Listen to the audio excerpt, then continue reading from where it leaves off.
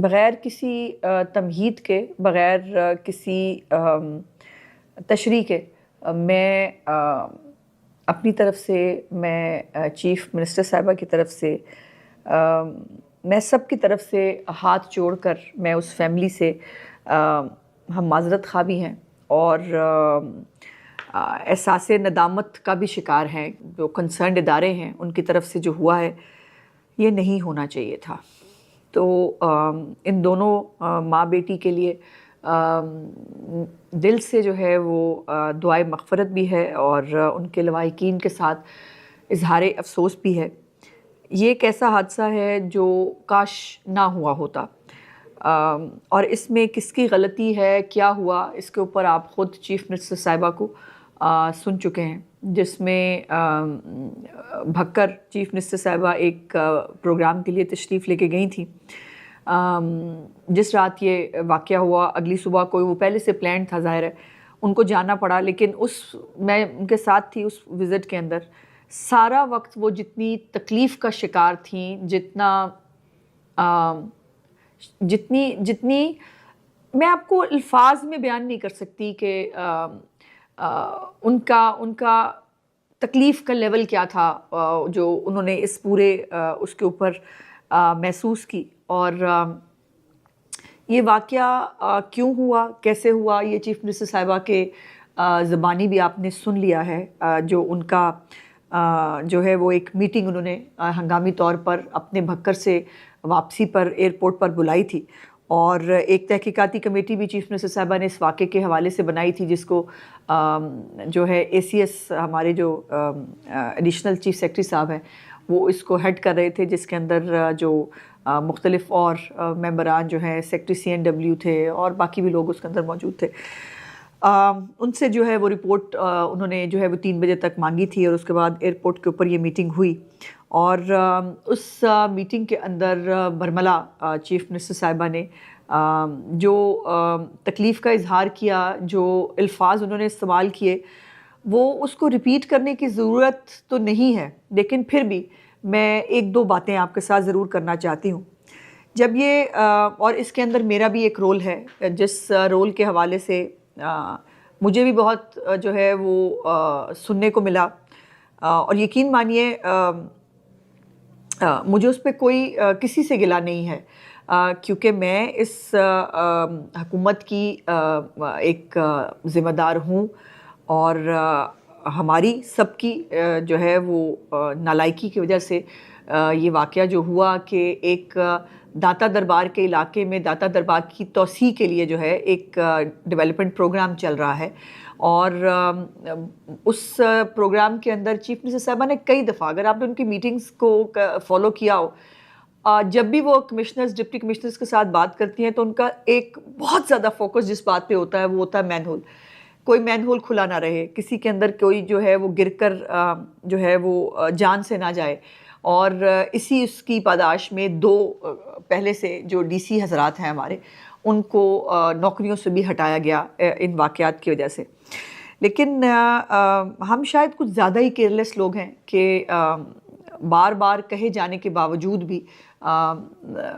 कोई ना कोई सहाने का शायद इंतज़ार कर रहे होते हैं। मेरा क्या रोल है मैं उस पे भी आऊँगी। पहले मैं कुछ चीज़ें चीफ़ मिनिस्टर साहब ने बड़ी क्लियरली आपको उस दिन बताई तो हैं, लेकिन मैं कुछ चीज़ें जो मैंने खुद देखी, ऑब्ज़र्व की, वो भी मैं आप तक पहुँचाना चाहती हूँ। ये 23 जून को 2025 को जो महकमा हाउसिंग है उसके सेक्रेटरी साहब एक ख़त लिखते हैं तमाम डिपार्टमेंट्स को, जिसके अंदर LDA भी है और टीपा जो है वो एग्जीक्यूटिंग एजेंसी थी जो ये तरक्याती काम वहाँ पे कर रही है दाता दरबार वाले सारे इलाके के अंदर। वासा बाकी जितने ज़िम्मेदारान हो सकते हैं उन सब को कोई 16 से 20 नकाती उन्होंने एक लेटर लिखा और उन्होंने उस लेटर का हेडर भी यही था कि SOPs जो हैं, जो कंस्ट्रक्शन साइट्स हैं, उसके ऊपर कौन कौन से SOPs को आपको इम्प्लीमेंट करना है। और उसमें सबसे बड़ा जो है वो पॉइंट यही था कि जो गड्ढे या कोई मैन होल या कोई चीज़ें अगर खोदी गई हैं तो उसको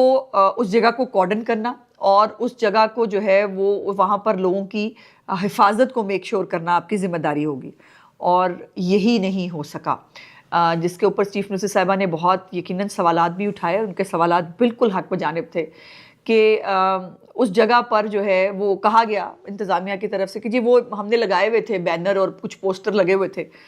जिस पे उन्होंने बिल्कुल बजा कहा कि वो खातून जो गुजर रही है छोटी सी बच्ची को हाथ में लेकर, वो आपके बैनर पोस्टर पड़ेगी, वो ध्यान रखेगी कि बैनर पोस्टर की आपने वो जगह कॉर्डन क्यों नहीं की। और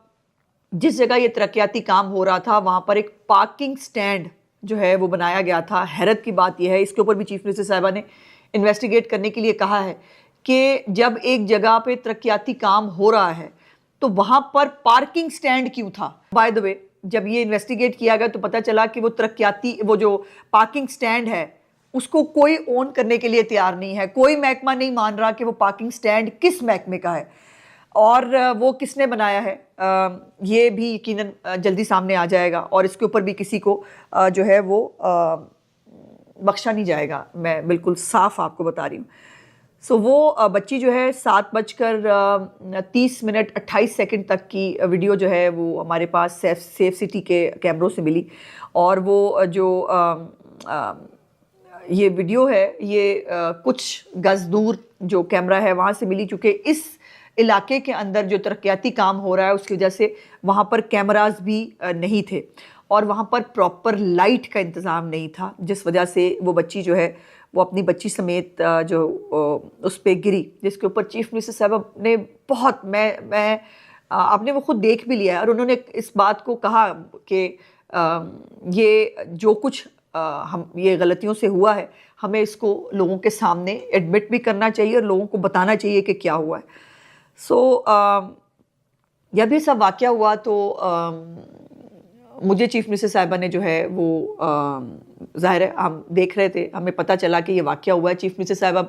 सेफ सिटी वालों के साथ पूरे बाकी इदारों के साथ वो मुसलसल जो है वो निगरानी कर रही थी, पूछ रही थी क्या हुआ है। सबसे पहले जो एक बुरी हरकत रेस्क्यू 1112 के एक एहलकार शाहिद वहीद ने की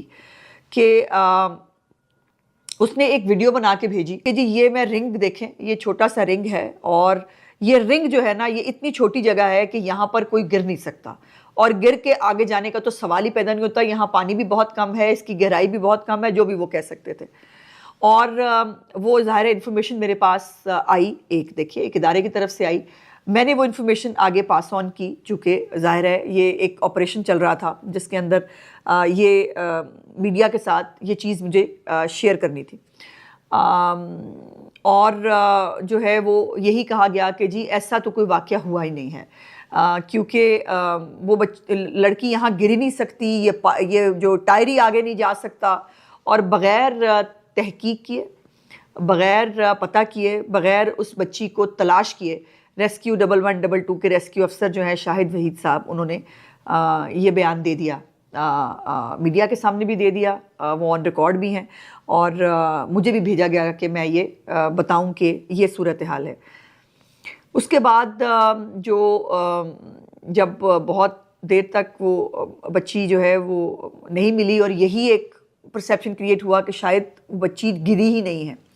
शोरकोट की वो बच्ची जो है वो रहने वाली थी, उसकी शादी वहाँ हुई थी और उसके वालिद साहब ने जो है वो पुलिस से रब्ता करके कहा कि उसकी कुछ नाचाकी जो है वो उसके शौहर से चल रही थी और आप जो है वो उनको ज़रूर पूछें। लेकिन उसके ऊपर उनसे पूछा भी गया, लेकिन फैक्चुअल पोजीशन ये थी कि उनकी ज़रूरत यकीनन एक झगड़ा ज़रूर हुआ था, लेकिन वो उनकी सुलह हो गई थी दोनों मियाँ बीवी की और वो अपनी बेगम को घुमाने के लिए और मनाने के लिए लाहौर लेके आया था। और वो जैसे एक तरीक़ाकार होता है कि बीवी को मनाने के लिए लाहौर एक अच्छी जगह है, वो पहले ग्रेटर इकबाल पार्क भी गए,